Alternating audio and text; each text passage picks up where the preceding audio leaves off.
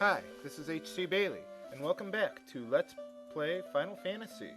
We know what we need to do, so let's get everything ready. So we'll want to get some weapons first. Now, the best weapon for the fighter, red mage, and a thief, if you have one, is the rapier. So let's get one for each of those, or for each of them. Now for the black belt, the wooden nunchuck is the best weapon for him, so let's get one there.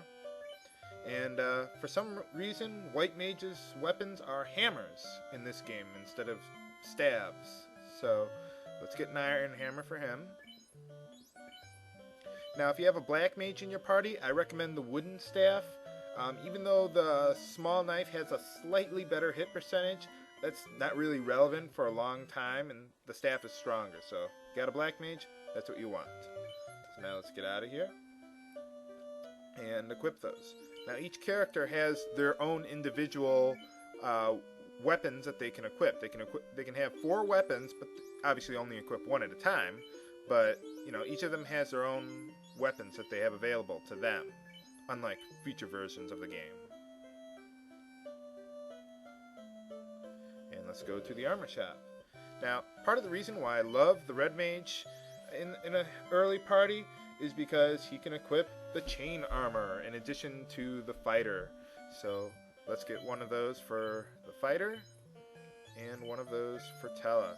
This is quite critical to me because the second position in your party is still quite vulnerable to receiving physical attacks. So yeah, you get 2 of those. And now some people like the wooden armor for the black belt and the thief, and unless they're in the second position, I really recommend against it, because in the rear positions where he is now, you're less likely to receive physical attacks, and you really don't have that much absorb to begin with, so you want to keep your evade as high as possible, which means equipping less.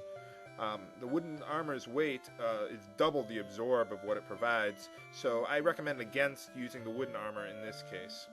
Same goes for the cloth. It really provides minimal defense. I don't think it makes a difference, and it weighs them down, so I'm going to leave that alone there. So let's get the armor equipped for them. Now for the black belt, another reason why I don't recommend the wooden armor for him is because his absorb is equal to his level when he's equipped with nothing. So really, for most of the time, you want to keep him without any armor. Now the problem is that every time you gain a level, a bug in the game is that it won't check to see that your level is equal to your absorb. It won't do that automatically. So all you got to do to fix that is if you go to the armor subscreen, the game will check it, and then you go to your black belt and his absorb will be corrected. This was fixed in future versions of the game, but it was also upgraded in the Dawn of Souls version, but I'm not really going to go over that. So now we have 200 gold, just enough for 2 spells. So let's take a look at those. Take a look at the white magic first. Now for the white mage, the obvious choice for his first spell is Cure, so let's do that. Essentially all that does is restores about 1632 HP to one of your party members. Harm does about 20 to 80 damage to undead monsters only, which is very useful because it's such a low spell charge. You're going to have a lot of them, and it helps you kill multiple enemies faster, if they're undead, that is. Fog, I think, increases your absorb by some amount. It's negligible. I really don't like it. And Ruse increases the caster's evade. You can't use it on other party members. It increases it by 80, and I think it's really only useful for like solo challenges and things like that, so we'll leave that alone. Eventually you want to get Cure for the red mage, but I want to get some black magic first, so let's go over there. Now for black magic, we'll start out by getting the fire spell for Tella. You want to get that for a black mage if you have that as well. I also recommend getting lit, or lightning essentially. I think that's really nice to have because enemies in the ocean, for example, have very high agility, which in turn gives them very high evade, making it very hard to hit them with your weapons. So I like having lit around so you get a guaranteed kill every time you use it, except against sharks, but other than that, those spells are pretty good for the black mage as well. I also like sleep for the black mage as well. Using it against like large packs of enemies can be pretty useful too. Lock I think is bugged or something, either that or I just don't think it's useful. So okay, so now I'm gonna go out into the wilderness, put my new spells to use and equipment, make sure I got everything right. Okay, so we're ready to go. Now, if you want to gain some confidence fighting some weaker enemies, stay south of Caneria, just stay right here. If you're ready, go up north a little and you'll be able to fight some tougher enemies sometimes. They're a little uncommon, but you'll be able to find them around here. So we got some imps here. Now, everyone has 5 commands. You have the fight command, which means attack. Magic allows you to use whatever spells you get. Drink lets you use potions, like heal potions or pure potions to get rid of poison. You can't use soft potions in battle in this version of the game. So if you get stoned, you're screwed. And item lets you take a look at your equipment. Some equipment casts a magic spell when you use it. Like if you use a mage staff, you double click on it in battle, and it'll use it and it'll cast fire too. You won't have that for a long time.